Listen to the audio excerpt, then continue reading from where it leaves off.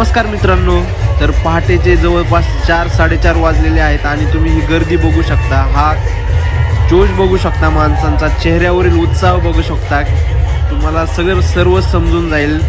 तर मित्रांनो बघू शकता तुम्ही जवळपास 6-7 तास लोक इथं थांबलेले आहेत किंवा संध्याकाळच्या 6 वाजता मनोज जरांगे पाटील हे डांगे चौकात येतील असं सांगितलं गेलं होतं किंवा 7-8 वाजेपर्यंत येऊ शकतात, पण सुमारे 7 ते 8 तास लेट झालेला आहे त्यांना, तरी सुद्धा इथून लोक हललेली नाहीत आणि त्यांचं भव्य दिव्य असं स्वागत, जोरदार स्वागत थेरगावमधील डांगे चौकामध्ये केलेलं तुम्हाला बघायला भेटते। तुम्ही बघू शकता मित्रांनो।